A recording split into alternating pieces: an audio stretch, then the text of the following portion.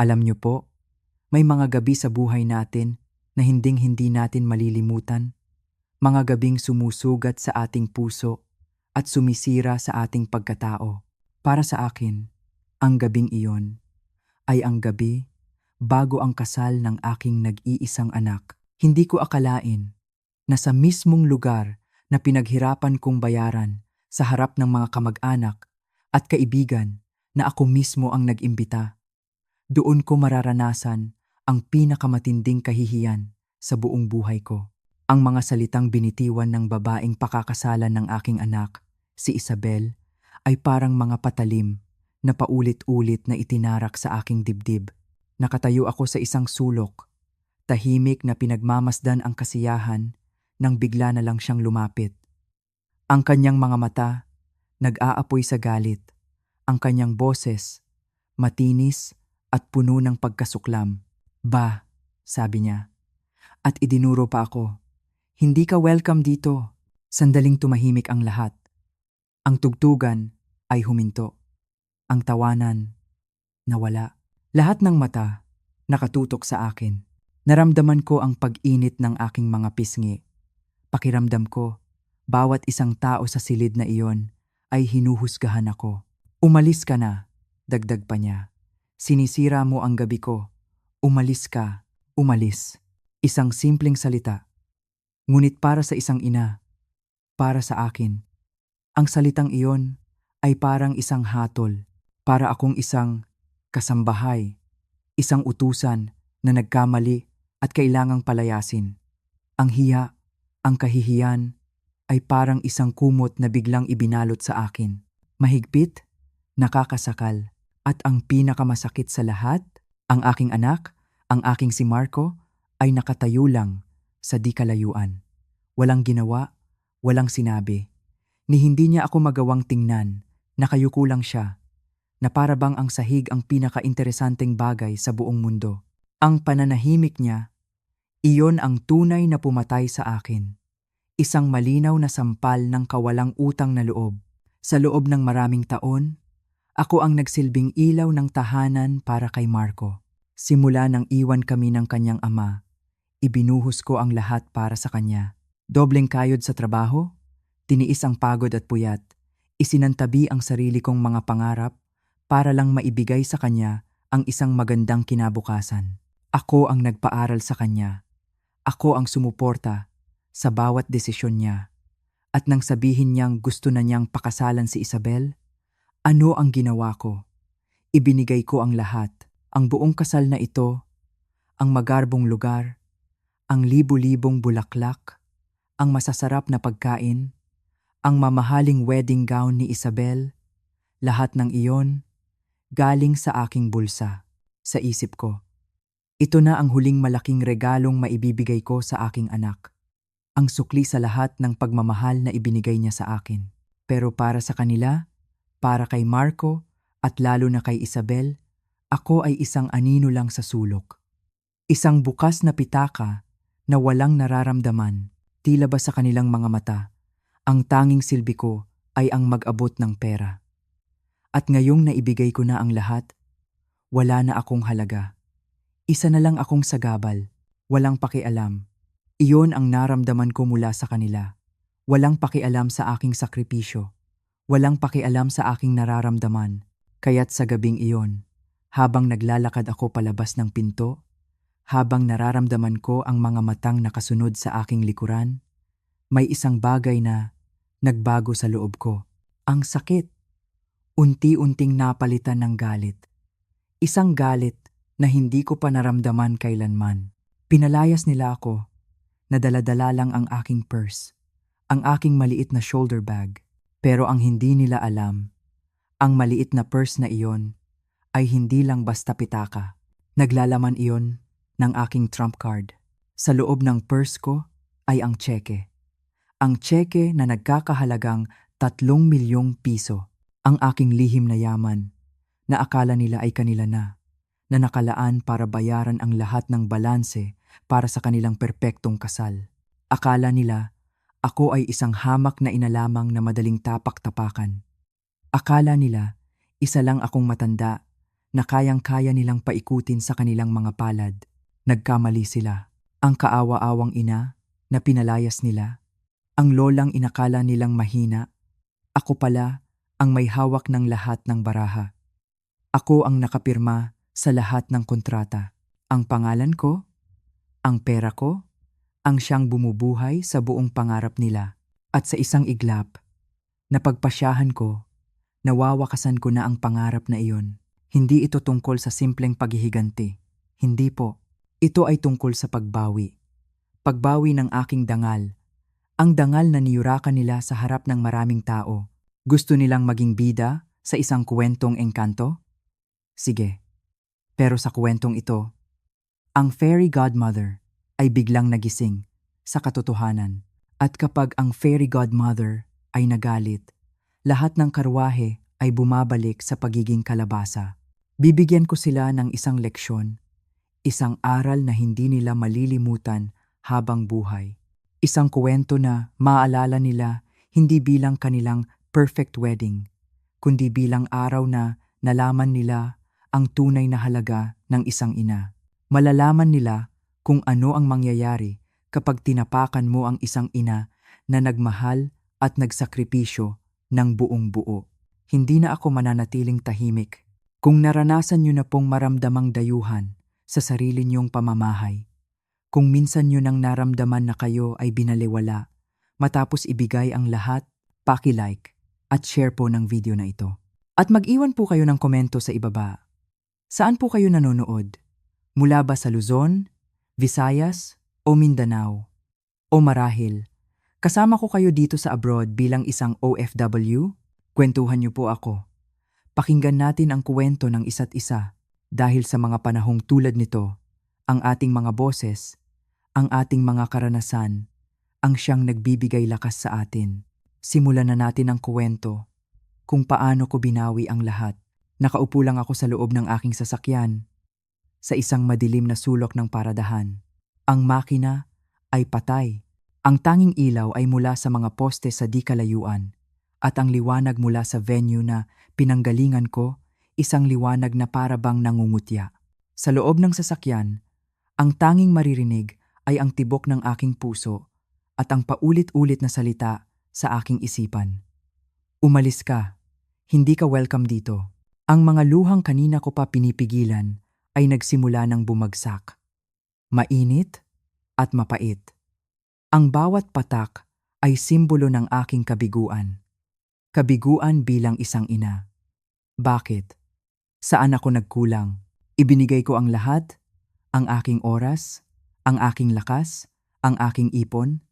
Pero sa huli, heto ako, pinalayas na parang aso. Ang pinakamasakit ay ang imahe ng aking anak na si Marco. Nakatayo lang siya, nakayuko, walang kibo. Sa sandaling iyon, ang batang inalagaan ko, ang batang minahal ko ng higit pa sa aking buhay, ay naging isang estranghero. Ang kanyang pananahimik ay mas malakas pa sa sigaw ni Isabel. Iyon ang kutsilyong bumaon ng malalim sa aking puso. Ilang minuto akong nanatili doon, nakatulala lang sa kawalan. Inaalala ko ang mga araw na karga-karga ko pa si Marco. Ang mga gabing hindi ako natutulog kapag may sakit siya. Ang pagod sa pagtatrabaho para lang maibigay ang mga gusto niya. Lahat ng sakripisyong iyon para lang sa gabing ito, para lang tapak-tapakan ang aking pagkatao. Hindi pwede. Habang pinupunasan ko ang aking mga luha, may ibang damdamin na nagsimulang umusbong sa aking dibdib. Isang damdamin na mas malakas pa sa sakit. Galit, isang dalisay at malamig na galit. Unambara, PH, unambara. Galit hindi lang kay Isabel, kundi pati na rin sa aking anak. Galit sa aking sarili. Dahil hinayaan kong umabot sa ganito, dahil sa sobrang pagmamahal ko, nakalimutan kong bigyan ng halaga ang aking sarili. Ang mga luha ay tumigil. Ang aking mga kamay, na kanina'y nanginginig sa sakit, ay nagsimulang kumuyom sa galit. Hindi na ako iiyak para sa kanila. Hindi na. Hindi sila karapat-dapat sa aking mga luha. Akala nila, dahil tahimik ako, dahil mapagbigay ako, ay mahina ako. Akala nila, Pwede nila akong yurakan at pagkatapos ay magpapatuloy sila sa kanilang magarbong kasal na ako rin naman ang nagbabayad. Nagkakamali sila. Biglang nag-vibrate ang aking telepono sa tabi ko. Sunod-sunod na mensahe mula sa mga pinsan, sa mga tita. Nasaan ka na, Elena? Okay ka lang ba? Huwag kang gumawa ng eksena. Eksena. Ako pa ang gumagawa ng eksena. Napabuntong hininga ako. Walang isa man lang sa kanila ang nagtanong kung ano ang ginawa sa akin. Walang isa man lang ang kumampi. Sa mga mata nila, ako ang problema. Ako ang kontrabida. Doon, sa sandaling iyon, nagbago ang lahat. Ang Elena na laging nagpaparaya, ang Elena na laging umiintindi, ay namatay na sa gabing iyon. Kinuha ko ang aking telepono, hindi para sagutin ang mga mensahe nila, kundi para gawin ang isang bagay na dapat ko nang ginawa noon pa. Hinanap ko ang numero ng wedding planner, si Ana. Ang kanyang pangalan ay nakasave sa aking telepono bilang Ana Wedding Planner. Habang nakatitig ako sa numero niya, sandali akong nag-alinlangan. Ito na ba talaga? Wala na bang atrasan? Naalala ko muli ang mukha ni Isabel, ang kanyang mapanuyang ngiti, at naalala ko ang likod ng aking anak habang pinapanood niya akong palayasin. Ang pag-aalinlangan ay nawala. Napalitan ito ng isang matibay na determinasyon. Pinindot ko ang call button. 2 ring lang at sumagot siya. Ang kanyang boses, masigla at propesyonal. Hello, Tita Elena. Napatawag po kayo? May kailangan po ba kayo para bukas? Huminga ako ng malalim. Tiniyak kong kalmado at matatag ang aking boses. Ana, sabi ko. Ikinakansela ko ang lahat. Natahimik siya sa kabilang linya. Isang mahabang katahimikan. Marahil ay iniisip niya kung nagbibiro ako. Po, tita, ano po yon? Ang sabi ko, inulit ko, mas malinaw at mas mariin. Ikinakansela ko ang lahat. Ang venue, ang mga supplier, ang mga bayarin. Lahat, pero, Tita Elena, bukas na po ang kasal.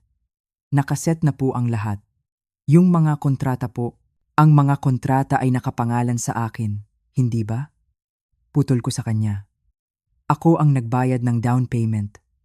Ako ang kliyente. Opo, tita. Pero, sigurado po ba kayo? Baka po pwedeng pag-usapan niyo muna ni Marco. Wala nang dapat pag-usapan, sabi ko. At naramdaman ko ang paglamig ng aking boses. Kung hindi ako welcome sa kasal na ito, hindi rin welcome ang pera ko. Natahimik ulit si Ana. Sa pagkakataong ito, alam kong naintindihan na niya. Naintindihan niyang seryoso ako.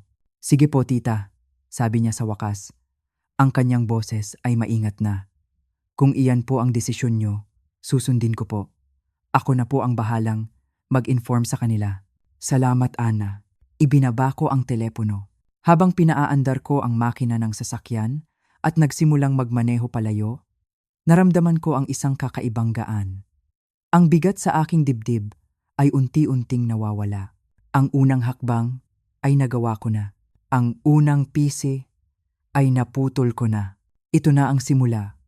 Ang simula ng pagbawi ko sa aking sarili, sa aking dignidad. Pagdating ko sa bahay, ang katahimikan ay sumalubong sa akin.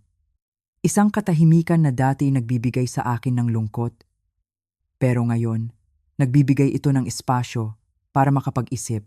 Hindi ko binuksan ang ilaw sa sala. Dumiretso ako sa kusina at umupo sa hapagkainan. Sa ibabaw nito, nakapatong ang isang makapal na folder, kulay puti. May nakasulat sa labas. Marco, Isabel's Dream Wedding. Ako ang gumawa niyan.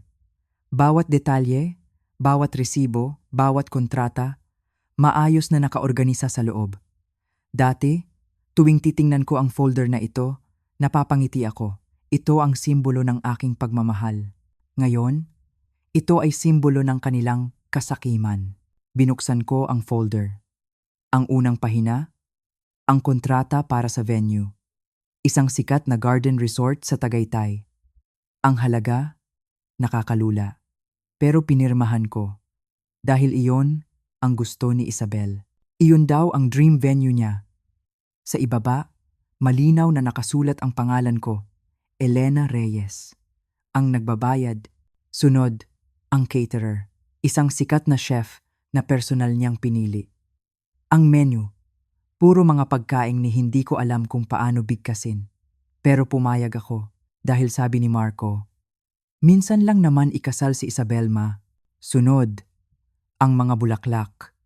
Libo-libong puting rosas at orchids na aayusin daw ng isang sikat na floral designer.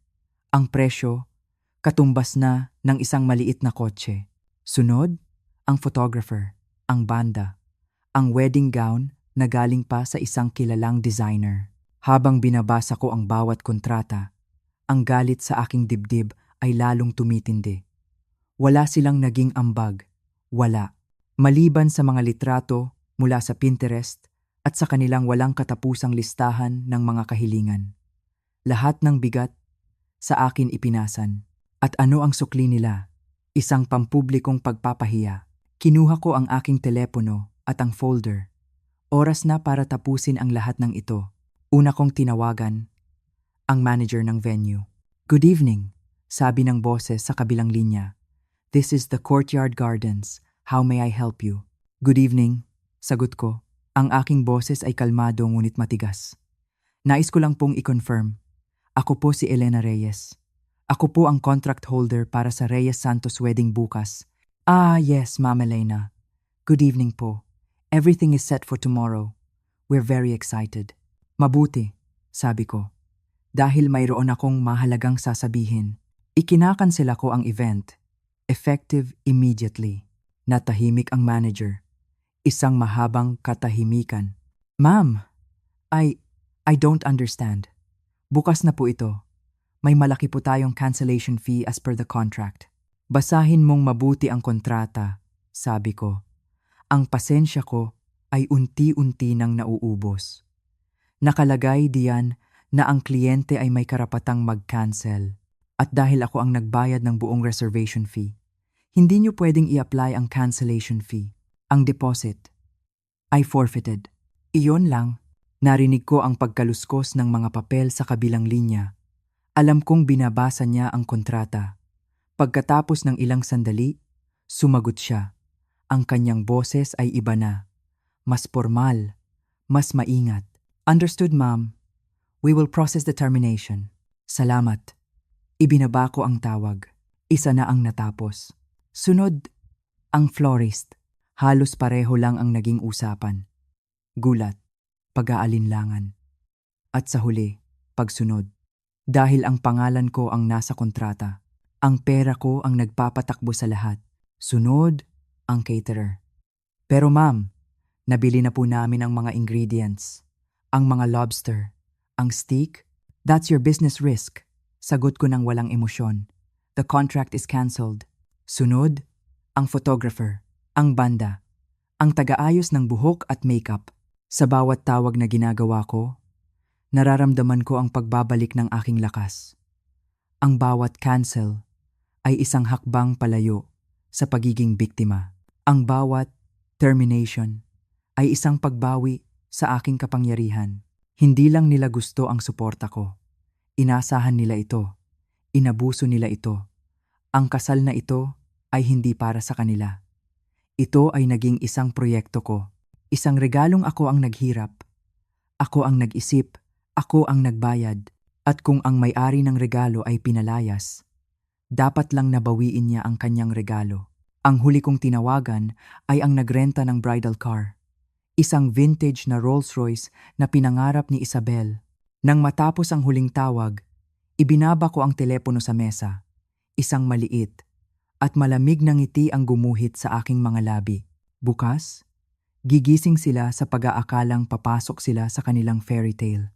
Pero madadatnan nila ang isang kastilyong gumuho. Walang bulaklak, walang pagkain, walang musika, walang sasakyan. Wala, kundi ang mga abo ng kanilang sariling kayabangan at kawalang utang na loob. At sa unang pagkakataon, sa loob ng napakatagal na panahon, naramdaman ko ang kapayapaan. Hindi pa sumisikat ang araw, pero gising na ako. Hindi ako nakatulog ng maayos.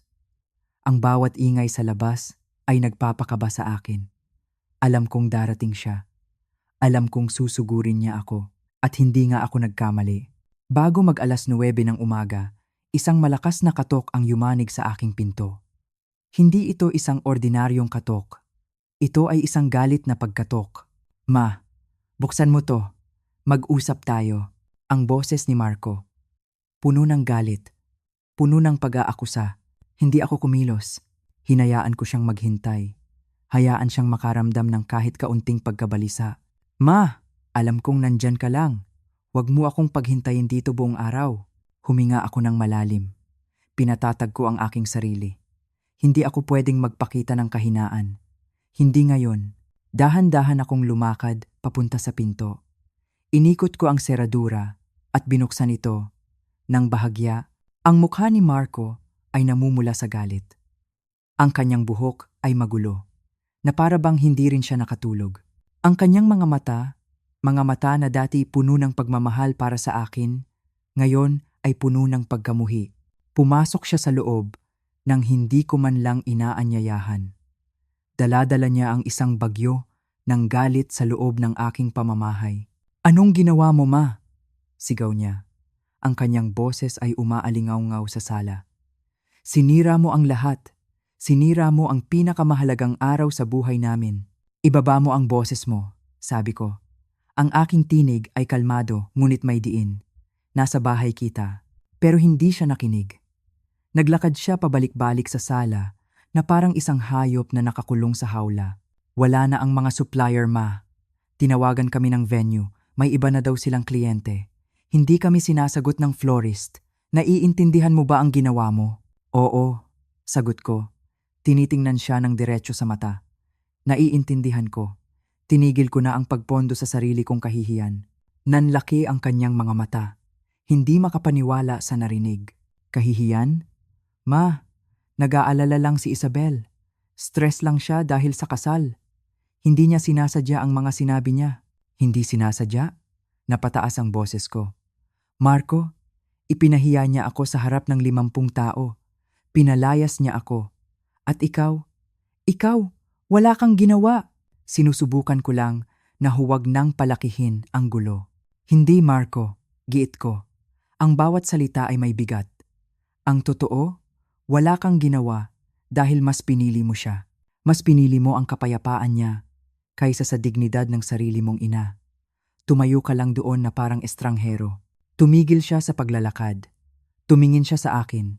At sa sandaling iyon, nakita ko ang isang bagay sa kanyang mga mata na tuluyang dumurog sa aking puso. Puot, ang kanyang boses ay bumaba. Malamig at walang emosyon.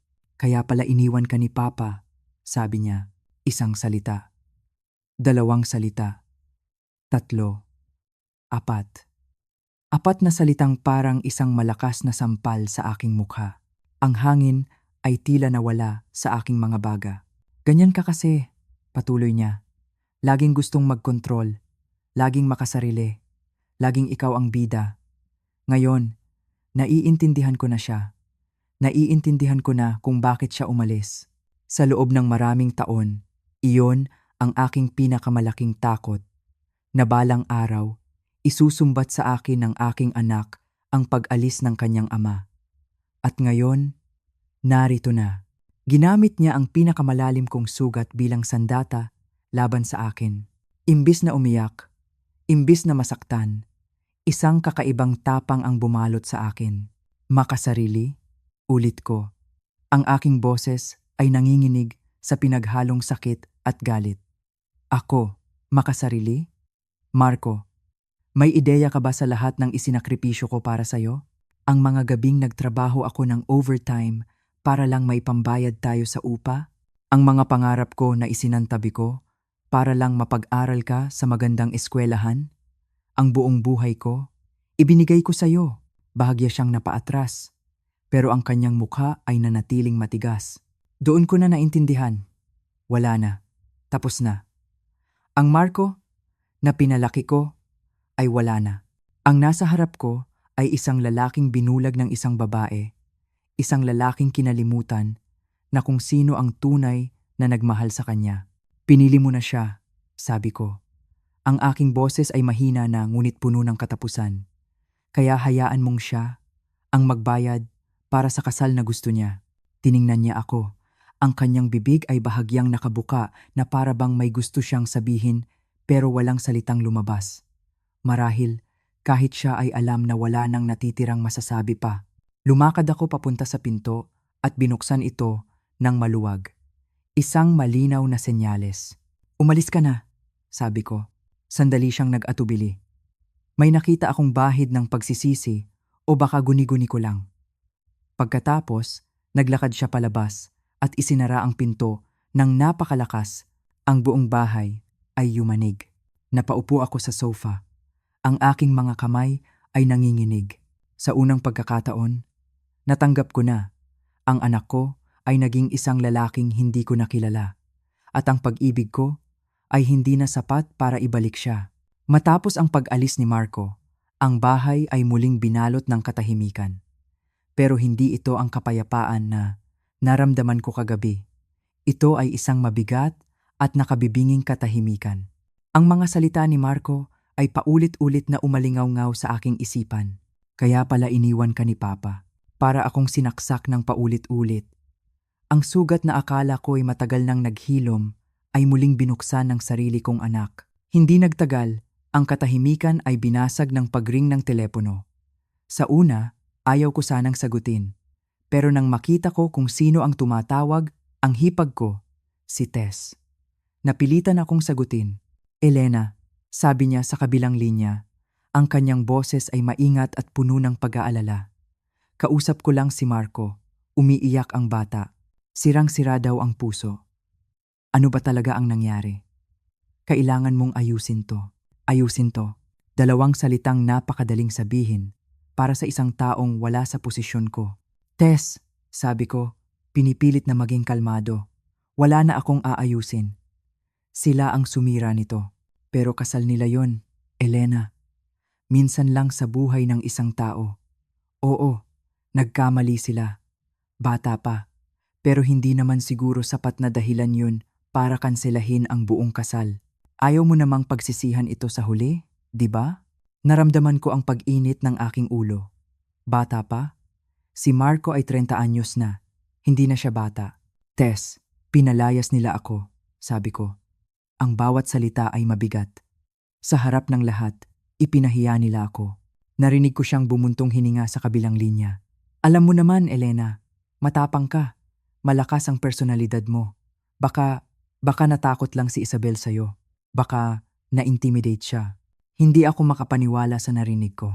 Ako pa ang naging masama. Natakot?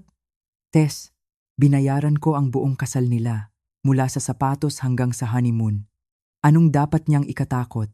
Ang sinasabi ko lang, sabi ni Tess, ang kanyang boses ay nagiging mapangaral na. Huwag mong hayaang manaig ang pride mo. Pamilya pa rin kayo. Maging mas matanda ka. Iyon na naman. Maging mas matanda. Ang paboritong linya ng mga taong gustong manatili kang biktima. Hindi na ako sumagot. Pinatay ko ang tawag.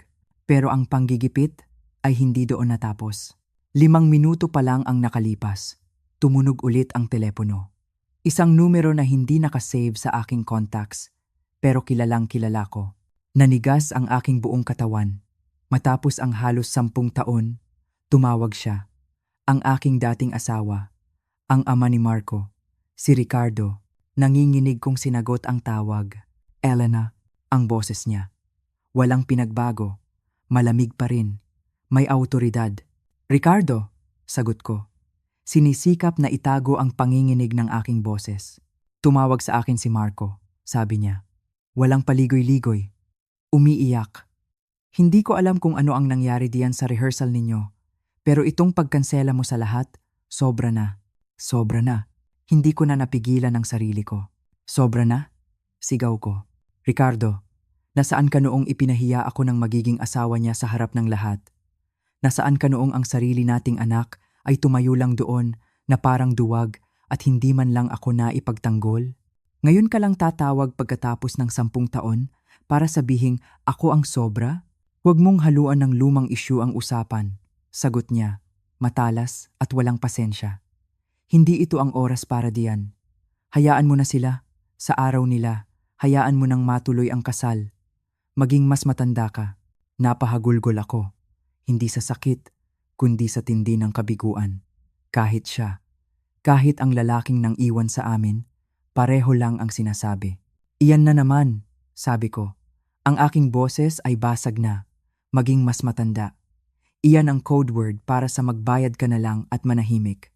Elena, huwag kang maging madrama. Pinatay ko ang tawag bago pa niya matapos ang sasabihin. Ibinagsak ko ang telepono sa sofa. Napatingin ako sa aking refleksyon sa salamin sa dingding.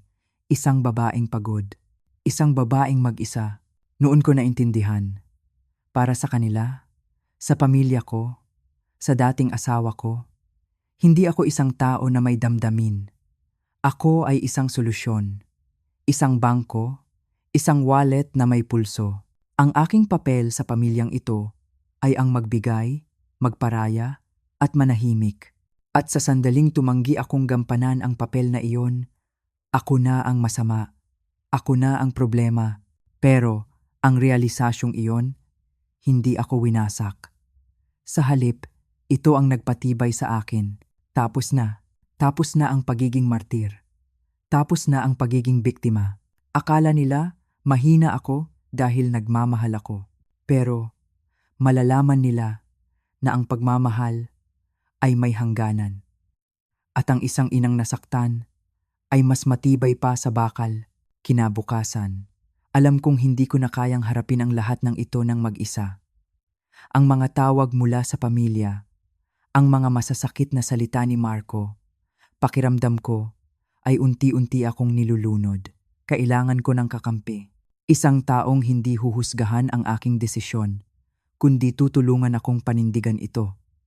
Kaya naman, nagpasya akong tawagan ang aking abogado, si Attorney Diaz. Si Attorney Diaz ay matagal ko nang pinagkakatiwalaan. Isang babaeng matalino, diretso magsalita, at higit sa lahat, hindi natitinag. Pagpasok ko sa kanyang opisina na naliligo sa sikat ng araw, naramdaman ko ang pamilyar na kaba sa aking dibdib. Paano kung sabihin niyang, nagkamali ako?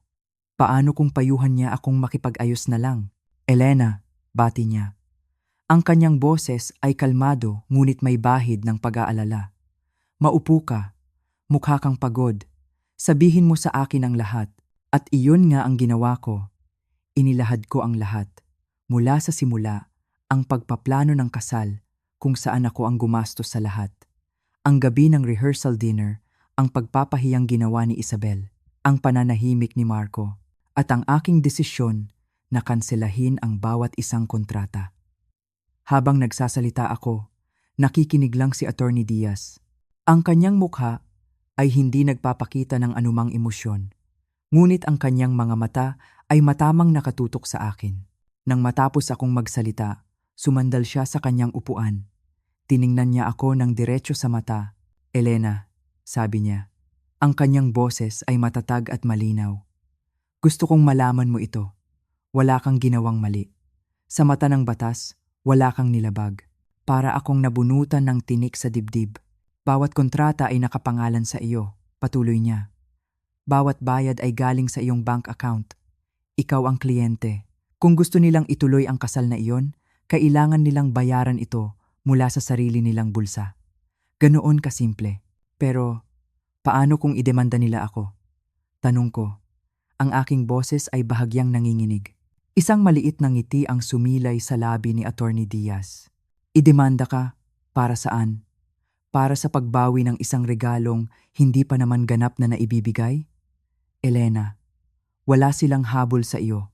At kung sakaling sila o ang abogado nila ay maging mangmang at padalhan ka ng sulat, i-forward mo lang sa akin.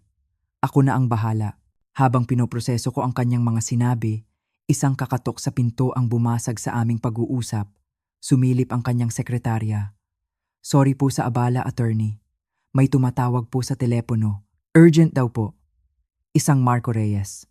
Nanigas ako sa aking kinauupuan. Nagtaas ng kilay si Attorney Diaz. Gusto mo bang kausapin? Umiling ako agad.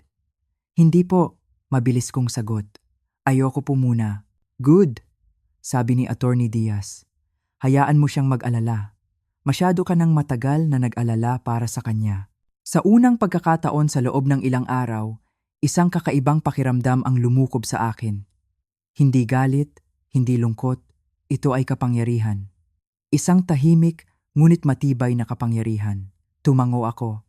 Tama po kayo. Habang inihahanda ni Attorney Diaz ang mga dokumento, biglang nag-vibrate ang aking telepono.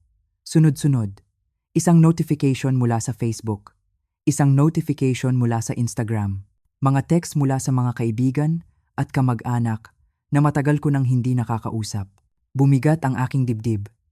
May masama akong kutob. Binuksan ko ang Facebook at ang bumungad sa akin ay ang mukha ni Isabel. Nakapost siya ng isang video. Ang kanyang mga mata, mapula at namamaga. Ang kanyang buhok, bahagyang magulo, na tila sinadya para magmukhang kaawa-awa. May hawak siyang panyo habang nagsasalita. At ang caption sa itaas ng video, hindi ko akalain na ang sarili kong future mother-in-law ang sisira sa aming kasal dahil sa selos at inggit. Wasak na wasak ang puso ko. Pinindot ko ang play. Kinansela niya ang lahat, sabi ni Isabel sa kamera. Ang kanyang boses ay basag at nanginginig. Ang venue, ang mga bulaklak, ang pagkain. Tinakot pa niya ang mga supplier. Pagkatapos ng lahat ng ginawa namin, para sa kanya, sinusubukan niyang sirain ang pinakamasayang araw ng aming buhay. Humikbi siya, isang perpektong pag-arte ng isang biktima. Ayaw sana naming ilabas ito sa publiko, pero wala na siyang ibinigay na pagpipilian sa amin. Ipagdasal niyo na lang po kami habang sinusubukan naming buuin muli ang lahat ng kanyang sinira. Hindi ako makapaniwala. Ang kapal ng mukha niya. Nag-scroll ako sa mga komento. Daan-daan na. Anong klaseng ina yan? I cut off niyo na siya. Toxic. Kawawa ka naman, Isabel. Stay strong. Grabe. May mga ganyang biyenan pala talaga. Isang bagong alon ng galit ang bumalot sa akin. Isang galit na mas matindi pa kaysa dati. Lahat ng sinabi niya, kasinungalingan. Pagkatapos ng lahat ng ginawa namin para sa kanya, ako ang gumawa ng lahat. Ako ang nagbayad. At ngayon, ako pa ang kontrabida sa kwento niya. Isang notification na naman mula sa Instagram. Isang litrato nila ni Marco na magkayakap. Ang caption, hindi namin hahayaang manalo ang galit. Ang tunay na pamilya ay ang sumusuporta sa iyo, hindi ang sumisira sa iyo. Nagsimulang manginig ang aking mga kamay, hindi sa sakit, kundi sa purong galit. Siya ang nagsimula ng gulo. Siya ang nagpahiya sa akin. At ngayon, ginagamit niya ang social media para baliktarin ang lahat. Pero sa pagkakataong ito, hindi ako nagpadala sa emosyon. Sa halip, ginawa ko ang payo ni Attorney Diaz. Kalma, matalino. Binuksan ko ang aking notes app. Isa-isa kong kinuna ng screenshot ang kanyang mga post, ang video, ang mga litrato, ang mga mapanirang komento ng kanyang mga kaibigan, bawat isang ebidensya ng kanyang paninira. Inilagay ko lahat sa isang folder sa aking telepono. Ang pangalan ng folder, para kay attorney. Kung gusto ni Isabel ng giyera, bibigyan ko siya ng giyera. Pero hindi ito ang giyerang inaasahan niya. Hindi ito giyera ng sigawan o iyakan. Ito ay magiging isang giyerang tahimik at legal. Sa mga sumunod na araw, pinili kong huwag munang pansinin ang gulo sa social media. Alam kong kumakalat na ang mga kasinungalingan ni Isabel. Alam kong marami na ang humusga sa akin. Pero pinagkatiwalaan ko ang proseso. Pinagkatiwalaan ko si Attorney Diaz. Sa halip, itinuon ko ang aking pansin sa pag-aayos ng aking mga papeles, mga bank statement, mga resibo, mga kontrata. Kailangan kong tiyakin na lahat ay nasa ayos para sa anumang legal na hakbang na gagawin namin. Isang gabi, habang nasa aking study table at nagbubuklat ng mga email, isang partikular na email ang nakakuha ng aking pansin. Galing ito sa isang travel agency. Ang subject line, Final Payment Confirmation, Maldives Honeymoon Package. Sa una, inakala kong spam lang ito. Pero nang makita ko ang email address na pinadalhan, Elena, reyes@gmail.com. Kinabahan ako. Binuksan ko ang email at ang aking mundo ay gumuho. Thank you for booking your 14-night stay in the Maldives overwater villa with private butler service. Charges have been applied to your American Express ending in 3,921. Ang aking American Express card. Ang aking puso ay nagsimulang tumibok ng napakabilis. Hindi ako ang nag-book nito.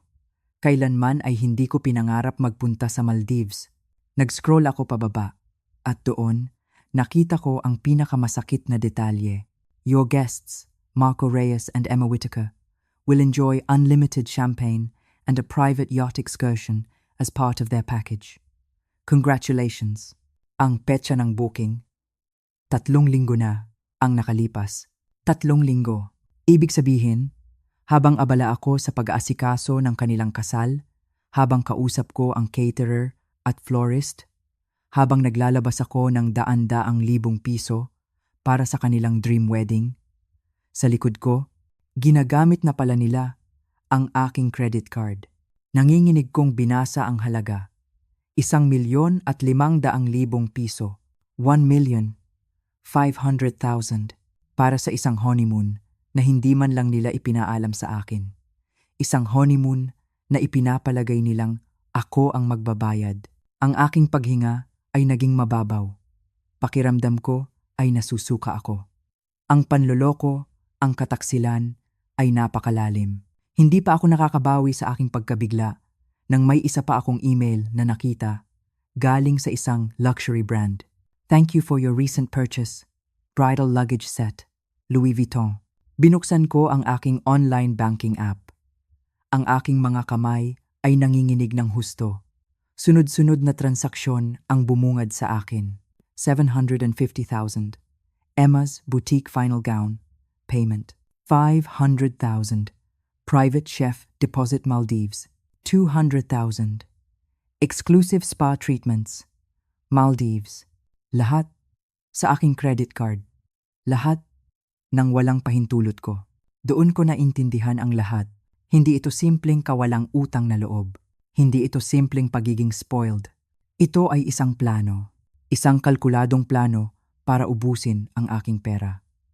Ang kasal ay hindi isang selebrasyon ng pag-ibig. Ito ay isang heist. Isang palabas para makuha ang aking tiwala at ang aking pera. Ang kanilang kabaitan sa akin, nitong mga nakaraang buwan, lahat ay parte ng kanilang plano. Naalala ko ang sinabi ni Isabel, ilang linggo na ang nakalipas. Don't worry, tita. Babayaran ka namin ng kalahati.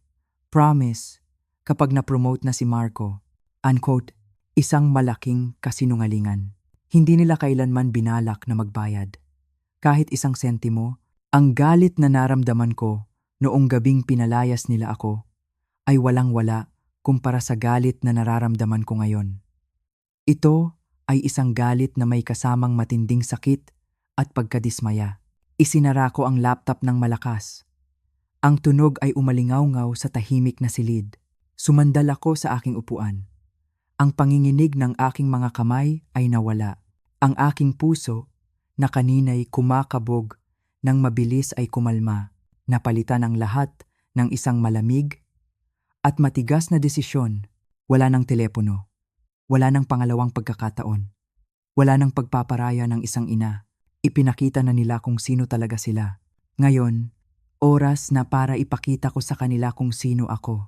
Oras na para harapin nila ang batas. Narito ang iyong hinihiling na nilalaman.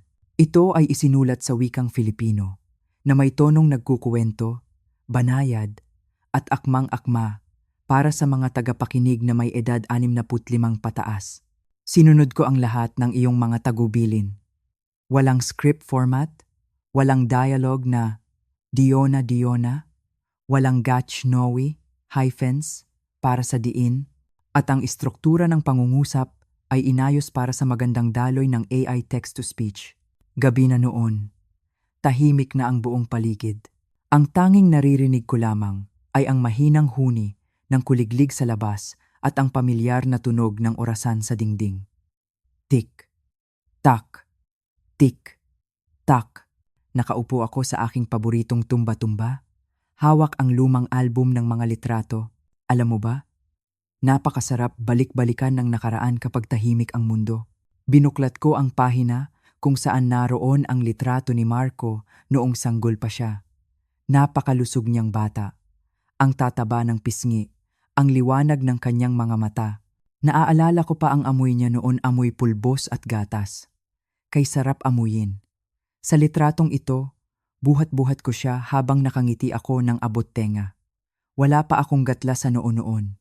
Wala pang rayuma ang mga tuhod ko. Ang meron lang ako ay pag-asa. Pag-asa para sa anak ko.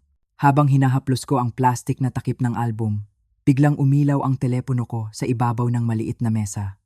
Tumunog ito ng sandali. Isang notification. May pumasok na voicemail. Galing kay Marco.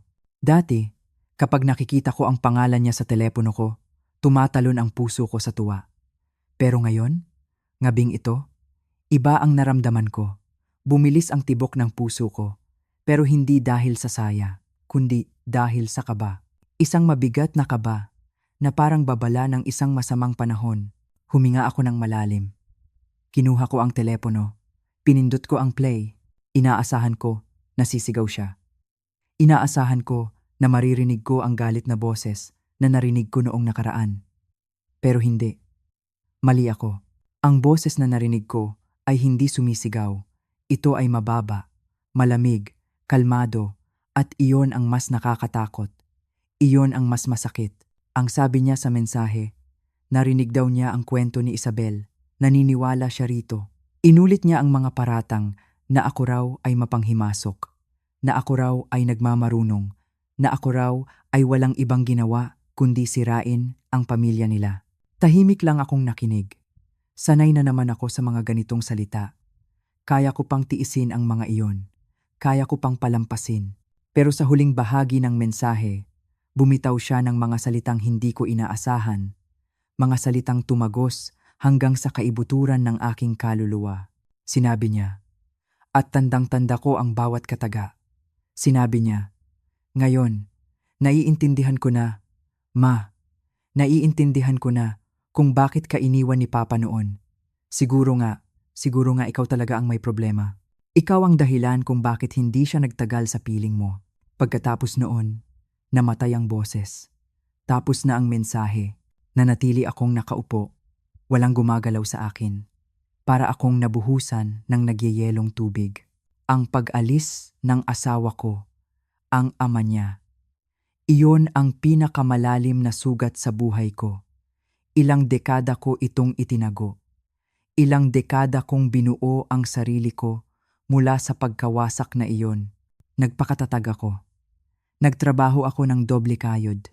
Hindi ako nag-asawang muli dahil gusto kong ibuhos ang lahat ng pagmamahal at atensyon ko kay Marco. Tiniis ko ang lungkot ng pag-iisa para lang hindi siya makaramdam ng kakulangan. At ngayon? Ngayon ay ginamit niya ang sakripisyong iyon bilang sandata laban sa akin? Hindi ako nagalit. Wala akong naramdamang galit. Ang naramdaman ko ay pagod. Sobrang pagod. Pagod na humuhugot mula sa 30 anyos na pagiging ina. Dahan-dahan akong tumayo. Mabigat ang bawat hakbang.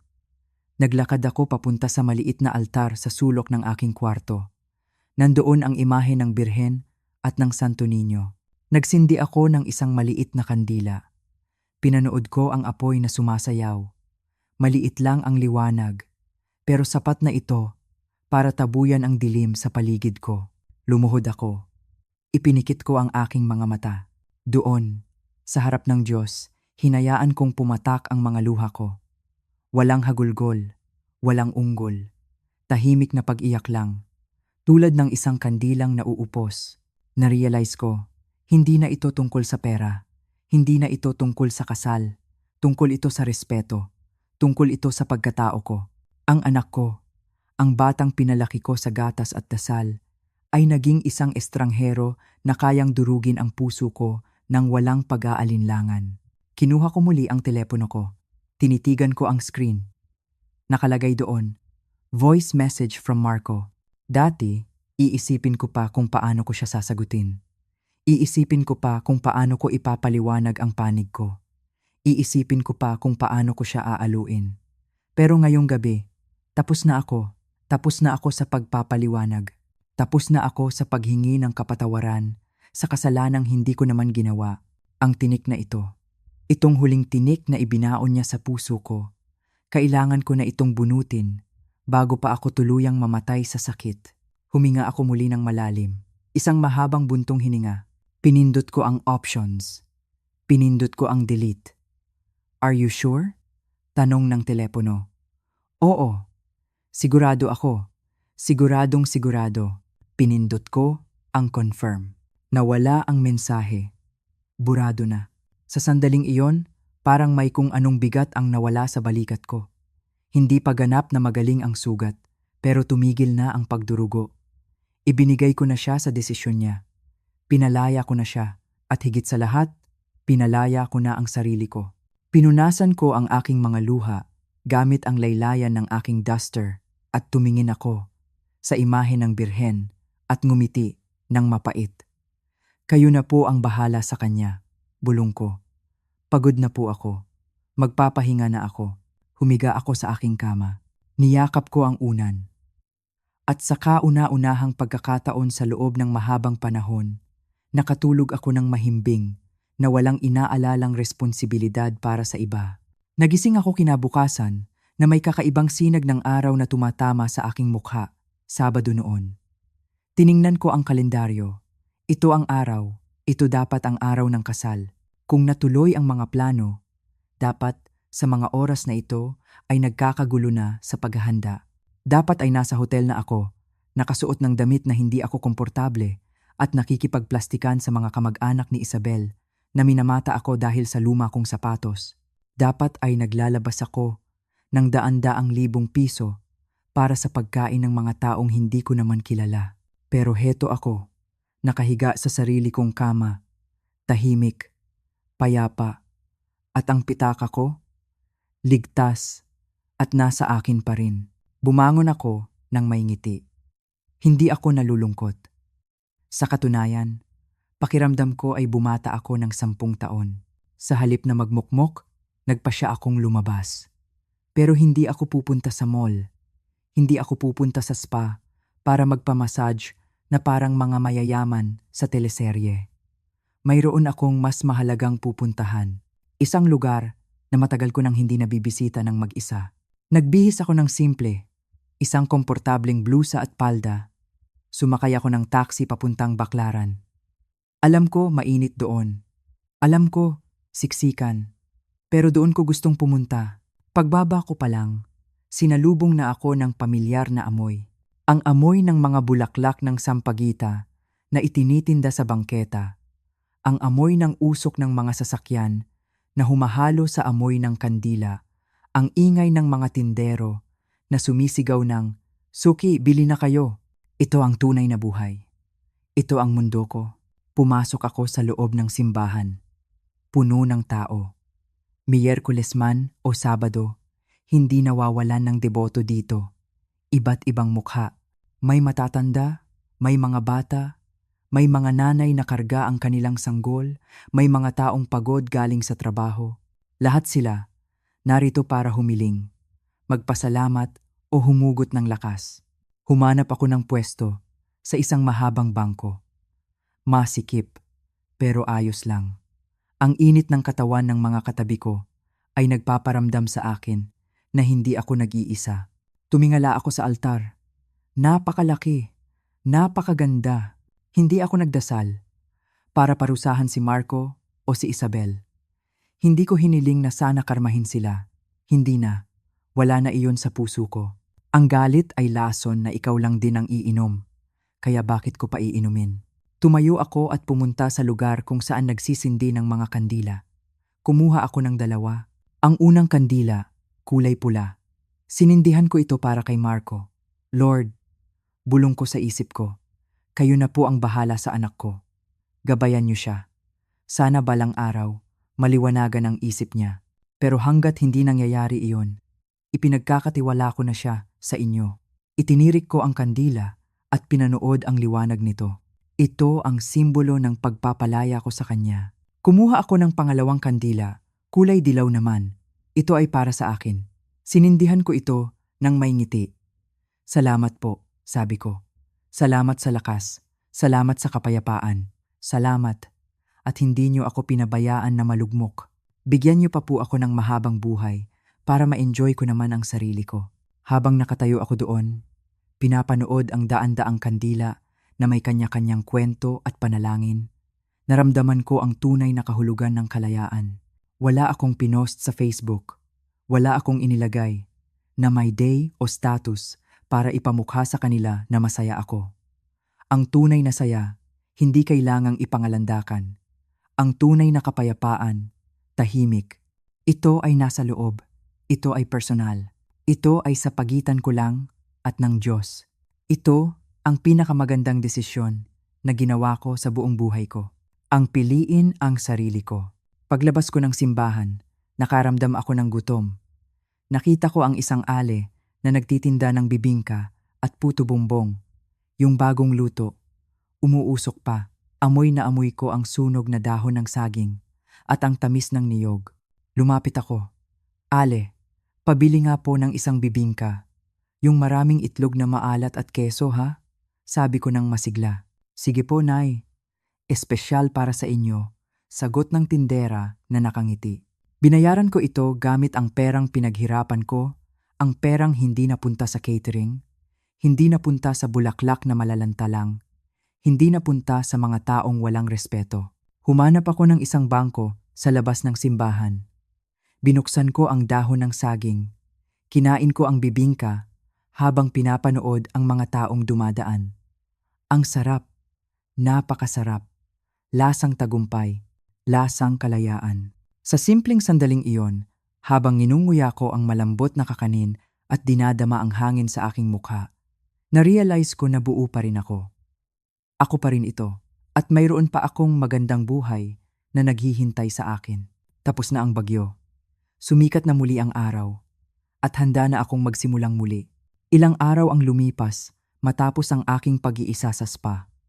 Ang bigat sa aking dibdib ay napalitan na ng isang kakaibang gaan. Ang bahay na dati ipuno ng mga alaala ng sakit at sakripisyo, ngayon ay tila isang blankong canvas na naghihintay ng mga bagong kulay. Sinimulan kong gawin ang mga bagay na matagal ko nang ipinagpaliban. Nag-ayos ako ng hardin. Nagbasa ako ng mga libro. Natutunan kong muling namnamin ang sarap ng isang tasang kape sa umaga nang walang iniisip na problema ng iba. Natutunan kong unahin ang aking sarili. Hindi ko na binubuksan ang aking social media. Pinili kong talikuran ang ingay at gulo na nilikha ni Isabel. Para sa akin, tapos na ang laban. Nanalo na ako, hindi dahil sa paghihiganti, kundi dahil sa pagpili sa kapayapaan. Pero alam niyo po, ang katotohanan ay parang tubig. Kahit anong takip ang gawin mo, hahanap at hahanap ito ng siwang para lumabas. Nagsimula ito sa isang simpleng komento sa ilalim ng madramang video ni Isabel na kahit hindi ko na tinitingnan, ay patuloy pa ring kumakalat. Isang komento mula sa isang taong hindi ko kilala. Ang sabi niya, "Wait lang po, hindi po ba si Tita Elena ang gumastos sa lahat? Parang may mali sa kwento." Agad itong sinagot ng mga kaibigan ni Isabel. Mga depensang puno ng galit. "Huwag kang manira, inggit lang yan. Hindi nyo alam ang buong kwento, ang sama ng biyenan niya." Ngunit pagkatapos noon, may sumulpot na isa pang komento. Mas detalyado, mas mapanira. "Pinsan ko po ang nagtatrabaho sa venue. Ang kontrata, nakapangalan lahat kay Tita Elena. Wala pong binayad ni isang kusing sina Marco at Isabel. Sila pa nga daw po ang demanding." At doon, nagsimula ang pagguho ng kanilang mga kasinungalingan. Para itong isang maliit na apoy na biglang lumaki. Ang mga tao ay nagsimulang magtanong, magsiyasat. Ang mga dating naniniwala kay Isabel ay nagsimula ng magduda. Ang tsismis ay kumalat na parang apoy sa tuyong damuhan. Mula sa Facebook, lumipat sa mga group chat, hanggang sa mga umpukan sa kanto. At isang hapon, habang nagdidilig ako ng aking mga halaman, tumawag ang aking hipag na si Tess. Ang kanyang boses ay puno ng pag-aalala. Elena, sabi niya, nakita mo na ba? Kumakalat sa isang wedding gossip group. Hindi ako sumagot. Hinayaan ko siyang magpatuloy. Yung mga resibo, sabi niya. Nauutal, yung resibo ng honeymoon ni na Marco sa Maldives at yung mga Louis Vuitton na maleta nakapangalan sa'yo. Naka-charge sa credit card mo. Paano ito nangyari? Doon ko nalaman. May isang taong nakakuha ng kopya ng mga ebidensyang ipinadala ko kay Attorney Diaz. Marahil isang empleyado sa bangko o sa travel agency. Hindi ko alam. At sa totoo lang, wala na akong pakialam. Ang mahalaga, ang katotohanan, ay lumabas na. Ang simpatya ng publiko na dati nasa kanila ay bumaliktad na parang isang malakas na alon. Ang mga dating kumakampi kay Isabel ay siya na ngayong unang-unang humusga sa kanya. Ang mga komento ay walang awa. Grabe ang kakapalan. Ginamit ang pera ng biyenan para sa luho. Sugar mama pala ang hanap ni girl. At si boy, sunod-sunuran lang. Ito ang tunay na kahulugan ng walang utang na loob. Karma is real. Kawawa naman si Tita Elena. Pagkatapos magbigay ng lahat, siya pa ang pinalabas na masama. May mga nag-post pa ng mga lumang litrato ni Marco noong college na sinasabing palagi naman daw itong umaasa sa pera ng ina. Maging ang ilang mga supplier na kinansela ko ay nagsalita na rin kahit hindi nagpakilala. Kami ang florist. Totoo po. Si Tita Elena ang contract holder. Ayaw maniwala ni girl na pwedeng kanselahin. Ang perpektong imahe na binuo ni Isabel ay gumuho sa isang iglap. Ang kanyang Instagram account na dati ipuno ng mga pagpapanggap ay biglang naging pribado. Ang profile picture ni Marco ay nawala. Ang kanilang dream wedding ay naging isang pambansang usap-usapan, hindi bilang isang selebrasyon, kundi bilang isang kwentong aral tungkol sa kasakiman at kawalang respeto. Muling tumawag si Tess. Sa pagkakataong ito, ang kanyang boses ay puno ng pagsisisi. Elena, patawarin mo ako, sabi niya, halos umiiyak. Patawarin mo kaming lahat. Naniwala kami sa kanila. Hindi namin alam ang buong katotohanan. Napakabuti mong tao. Hindi ako nakaramdam ng galit. Hindi rin ako nakaramdam ng kasiyahan. Ang tanging naramdaman ko ay pagod. Okay na, Tess, sabi ko. Ang aking boses ay kalmado. Tapos na. Hindi ko na kailangan ang kanilang paumanhin. Ang kailangan ko ay kapayapaan. At iyon ay natagpuan ko na sa aking sarili. Isang umaga, habang nakaupo ako sa aking beranda at umiinom ng kape, nag-vibrate ang aking telepono, isang text message mula kay Marco. Ang aking puso ay sandaling tumigil. Binuksan ko ito. 2 maikling pangungusap lang. Pwede ba tayong mag-usap? Nagkamali kami. Tinitigan ko ang mga salitang iyon ng matagal. Ang mga salitang dapat sana'y sinabi niya noong gabing iyon sa rehearsal dinner. Ang mga salitang maaaring nagbago ng lahat, pero ngayon, huli na. Huli na para sa mga paumanhin. Huli na para sa mga pagsisisi. Ang basag na tiwala ay hindi na maibabalik pa sa dati. Iniisip ko ang batang binuhat ko, ang binatang ipinagmalaki ko, at ang lalaking sumaksak sa aking likuran. Magkaibang tao na sila. Hindi ako nag-reply. Sa halip, pinatay ko ang aking telepono at ipinatong ito sa mesa. Tumingin ako sa malayo, sa aking hardin. Ang mga bulaklak ay namumukadkad. Ang araw ay sumisikat. May mga ibong humuhuni. Ang mundo ay nagpapatuloy. At ako rin. Sa loob ng maraming taon, ang buhay ko ay umikot sa kanila. Ngayon, iikot na ito para sa akin. Hindi ko alam kung ano ang naghihintay sa hinaharap. Siguro maglalakbay ako. Siguro magsisimula ako ng isang maliit na negosyo. Siguro, matututunan ko lang ulit na maging masaya. Nang mag-isa, ang mahalaga, malaya na ako. Malaya sa kanilang gulo. Malaya sa kanilang kasakiman. Malaya sa obligasyong pasayahin ang mga taong hindi naman marunong magpahalaga. Akala nila, sa pagtapak nila sa akin, sila ang mananalo. Nagkamali sila. Dahil sa huli, hindi ko kinuha ang pera, hindi ko kinuha ang bahay, ang binawi ko ay ang aking sarili. At iyon ay mas mahalaga kaysa sa anumang yaman sa mundo.